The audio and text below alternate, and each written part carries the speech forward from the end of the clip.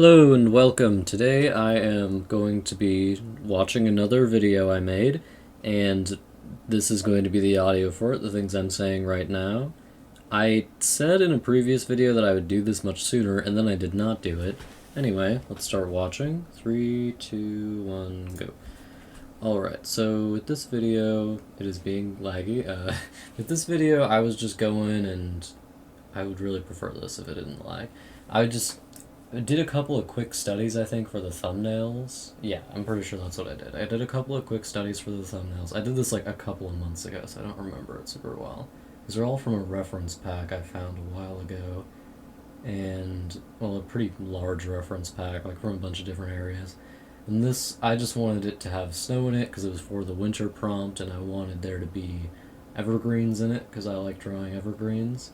So, and mountains also. Big fan of mountains. The area this character comes from is very mountainous, so I thought it would be appropriate.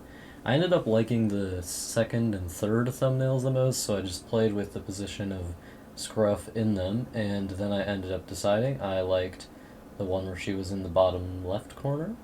And then here I'm doing the color thumbnails. These are pretty cool. Yep, there I go. Wow. I wanted to do something warm, something cool, and then the fourth one was something warm combined with something cool, which I liked the most, but no one else liked as much. Okay, now I'm doing the 10-minute version of this. The idea for this piece was that I did it in increments of 10 minutes, 1 hour, and then 10 hours, and I didn't like restart every time, I just kept going. So this is the 10-minute bit, which is only sped up a bit because it only took 10 minutes to do. Also looks terrible, you know, because I did it in 10 minutes. Here I go. Wow. This speedrunning. This is the fastest I've ever painted anything. Look at me go. That's pretty much all I ended up with. I don't know what I did for this bit. I think I was just like staring at it for a bit actually. Alright, there it is. I actually didn't save this as a JPEG and I didn't have it on a separate layer, so I just had to like take a screenshot of it that I did on stream, so it's not super high quality. Alright, and then we're starting the 1 hour bit, and I started off just wanting to make Scruff look more correct, because she didn't look super correct in the 10-minute one. And here you can see I just grabbed the reference image and put it in there and referenced it directly because I wanted it to look right, and sometimes you just gotta make it look right by looking at the thing that is right. So yep, and then I went and did the rocks, some shrubbery around. Sorry. You know, and then trees. I love doing a good pine tree. There's this one method I figured out for doing pine trees, like, well, at the time of the video it was only a couple months ago, but now it's been, like, I don't know, more than a half year, where you just do a big lump and then layer it, kind of, like you're layering a bunch of lumps on top of each other, and I think that looks pretty good. That's what I did here, you can see. And then I went in and just did some stuff in the background. I wasn't yet using my one color changing brush, which I'm going to be using in the next video, and that means that it looks a little worse than it could have looked otherwise. The color changing brush, I think, makes everything better, honestly. But you can see, adding in that waterfall, you can actually tell it's a waterfall probably by now. It's a river going down into a valley, and she's on a mountain adjacent to the valley, I suppose. I'm just poking in some trees there, doing the thing. Right, there she is. I think that one looks pretty good. And now I just made it longer immediately. I was like, I need this to be longer. I can't stand it being the aspect ratio it is right now. So I made it longer, messed with Scruff's snout, just traced the thing to make it look right, which is valid. If you can't make it look right, just trace the thing to make it look right, as long as you're not like stealing anybody's work. And I don't think I am in this case. I didn't trace the rest of it though, because I didn't feel the need to, but the face is the most important part to make it actually look right, so I labored on that a bit. And wow, ain't she a beauty. I love Scruff's fur patterns. I know I designed them, but I just think they look great. And now I'm going around it with the rocks again, starting with the rocks. Oh, there's my color changing brush. Oh, what a beaut. And at this point, I only used it for the rocks. Like, I made it for the purpose of using it with rocks. And then this, I'm just doing my textured brush, which also works for rocks, kind of. I think I used it for rocks in the last piece. Yeah, I'm pretty sure I did. In the background. And here I just took the thing and blew it up, and I was like, oh, I'll make this into a big tree. Because I realized that the composition around Scruff was pretty empty, like there wasn't anything in the upper area, so I just made some trees. I think over the course of the piece I just keep making them bigger and bigger, and because I wanted them to look like different trees, I copy-pasted them pretty early into the process and ended up refining them over the course of the drawing, and they all look pretty different, I think, by the end of it. And I think it looks a lot better with stuff actually there up around her.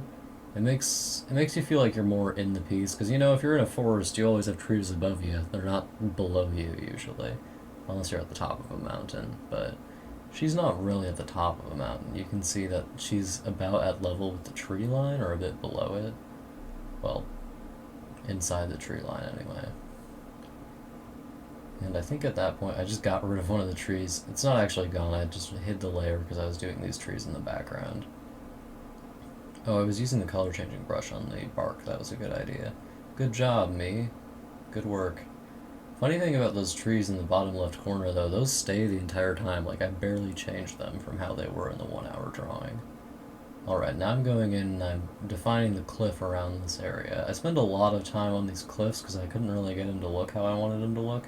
Rocks can be kind of complicated, and I don't have any particularly good brushes for really texturing the boys up, so they just ended up looking like they do. And I put some snow on her because I was like, wait, wouldn't she have some snow on her? I'm pretty sure that occurred to me because my reference images had some snow on them, and I was like, oh yeah, snow, I forgot. And I added a little stump on that corner there because I was like, yeah, there needs to be something there, doesn't there? Alright, I really like how the evergreens ended up looking in this piece. My mom looked at this and she was like, wow, those are really good evergreens, great job, those are the best ones you've done. And I was like, the best ones I've done? Okay, I feel like I need to do them more then. I mean, they do look pretty good. It's funny, the foreground is quite detailed at this point. Now I'm going in and actually detailing the background. It looks pretty pink to me. It's actually just like completely gray, I believe, but it looks pink because everything else is like green and blue. That's color relevancy. Look that up. Just kidding. I mean, you can look it up. But color relevancy, it's just like, if you look at a gray next to a purple, often it'll look like it's the opposite color, like a yellow, even if it's just gray. I was actually playing around with that in a sketch I did a little bit ago that I thought looked pretty good. It only took 30 minutes to do the sketch, which is incredible given that it looks really good, again. But I think I might render it. I might record it if I'm going to render it. There's a bunch of pieces that I haven't recorded recently, which I did render, because I didn't have any space on them, space for them on my computer, because I was just doing this the whole time. I just had these pieces still on my computer because I wasn't recording audio for them and not editing them, even though it takes like 10 minutes.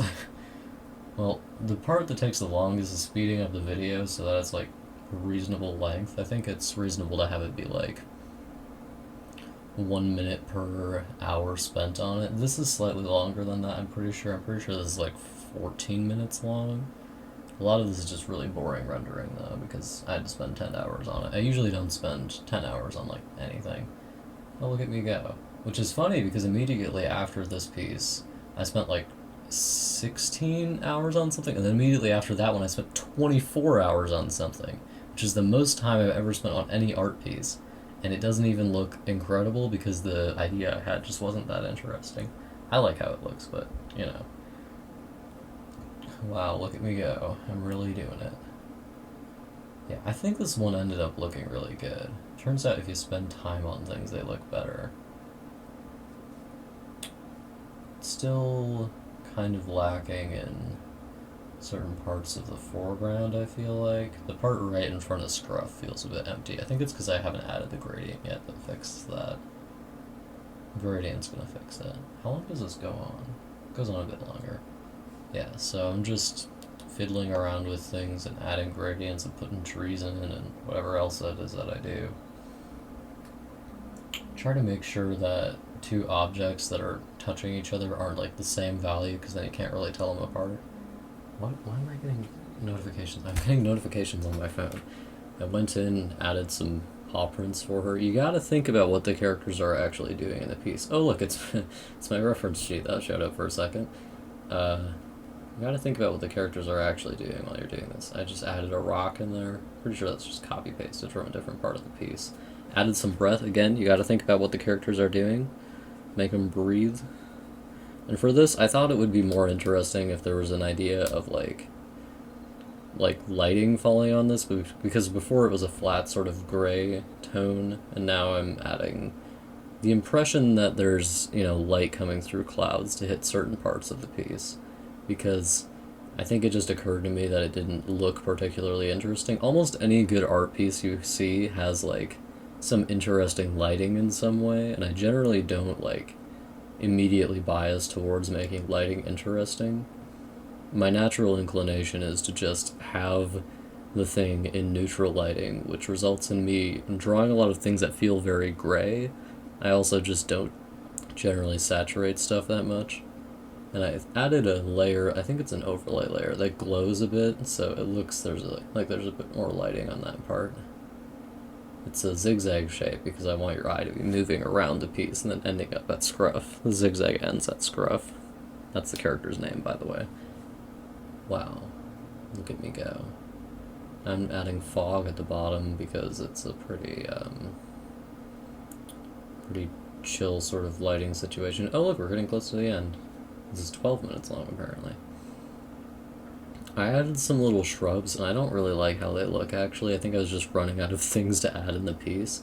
So there's some little shrubs around the bottom there. I think I was texturing the cliffs a bit more. Adding some more trees, treeing it up. Adding glow on top of Scruff. A good bit of glow can really make a piece look better.